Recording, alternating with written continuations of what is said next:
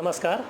जैन तत्वज्ञान सीरीज़ के इस 8वें लेक्चर में मैं कल्पेश गाला मुंबई से आप सभी का हार्दिक स्वागत करता हूं। पिछले सेशन में हमने बात की थी जीवों के प्रकार की, जिसमें हमने 5 इंद्रिय वाले जीव देखे थे। एकेंद्रिय जीव यानी कि जिसमें सिर्फ काया है, यानी कि सिर्फ टच का सेंस है। 2 इंद्रिय वाले जीव जिसमें जीव काया और जीभ या ये 2 रसेंद्रिय और टच यानी स्पर्शेंद्रिय 2 इंद्रिय होती है। 3 इंद्रिय वाले जीव में काया, जीभ और नासिका यानी कि टच सेंस, उसके रसेंद्रिय टेस्ट का सेंस और नाक यानी कि स्मेलिंग सेंस भी होती है।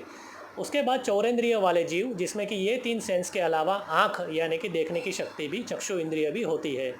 और 5 इंद्रिय वाले जीव जिसमें इन चारों के अलावा कान यानी कि सूंघने का यानी सुनने की शक्ति भी होती है। इन 5 इंद्रियों से भी जीवों को डिवाइड किया जाता है। एकेंद्रिय जीव में पृथ्वी, पानी, अग्नि, वायु और वनस्पति, इन पांचों का समावेश होता है। पानी में भी जीव है, धरती में भी जीव है, वनस्पति में भी जीव है। इन सभी जीवों का समावेश जैनिज़्म में जीव मानकर ही किया गया है। 2 इंद्रिय वाले जीवों में जो अपने अर्थवर्म्स होते हैं, एग्जाम्पल वो अर्थवर्म्स होते हैं। पानी के अंदर जो पोरे होते हैं वो भी 2 इंद्रिय जीव माने जाते हैं। 3 इंद्रिय वाले जीव में चींटी आती है, 4 इंद्रिय वाले जीवों में मच्छर आता है और पंचेंद्रिय जीवों में नारकी, देवता, मनुष्य और तिर्यंच, ये चारों गतियाँ पंचेंद्रियों में आ जाती है। क्योंकि नारकी, मनुष्य और देवता ये तीनों बाय बर्थ बाय डिफ़ॉल्ट पंचेंद्रिय ही होते हैं, 5 इंद्रिय वाले होते हैं, उससे कम वाले नहीं होते। जबकि तिर्यंच पंचेंद्रिय भी हो सकता है। पंचेंद्रिय तिर्यंच में जैसे कि गाय, भैंस, बाघ, शेर, पक्षी, मछलियाँ, इन सभी तिर्यंचों का समावेश पंचेंद्रिय में होता है। तिर्यंच बहुत ही वाइड कैटेगरी है जिसमें एकेंद्रिय से लेकर पंचेंद्रिय तक के तिर्यंच होते हैं। जबकि नारकी, मनुष्य और देवता ये तीनों हमेशा बाय बर्थ बाय डिफ़ॉल्ट हमेशा पंचेंद्रिय ही होते हैं। इस तरह से जीवों का विविध प्रकार से वर्गीकरण किया गया। सिद्ध और संसारी जीव, नारकी, तिर्यंच, मनुष्य और देवता, एकेंद्रिय से लेकर पंचेंद्रिय तक, और भी आगे चल के 563 भेद 563 टाइप्स ऑफ जीवास आर देयर इन जैनिज़्म। वो बहुत ही डिटेल्ड और बहुत ही गहन विवेचन जैनिज़्म में किया गया है।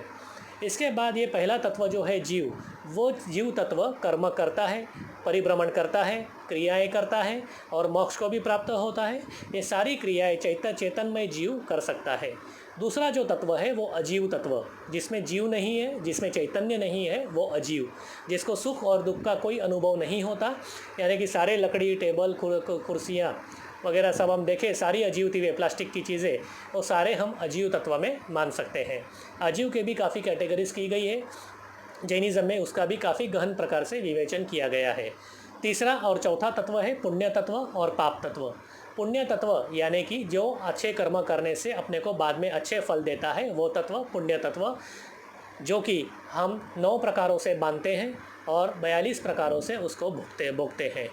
यानी कि किसी को दान देने से, अन्न देने से, पानी देने से, नमस्कार करने से, विनय भक्ति करने से पुण्य तत्व का बंध होता है। पाप तत्व यानी अशुभ कर्म, जिसका बंध हम करके उसका बाद में पाप के फल, दुख भोगते हैं, वो सारे पाप तत्व होते हैं।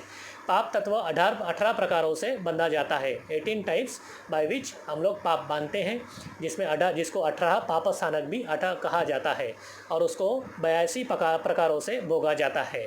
अलग अलग 82 प्रकार, जिसमें कि दुखों का उदय होता है, जिसमें या तो आपको शरीर अच्छा ना मिले, कलर अच्छा ना मिले, इंद्रिय कम ज़्यादा मिले, आवाज़ ख़राब मिले, हमेशा दुख मिले, कोई आपका कितना भी काम करो कोई आपकी क्रेडिट ना मिले, कहीं भी आपका नाम ना हो, पढ़ने आपकी बुद्धि मंद हो, ज्ञान ना चढ़े, ये सारे पाप की प्रकृतियाँ हैं जो अपने पूर्व पाप करने कर्मों के उदय से हमें मिलती है।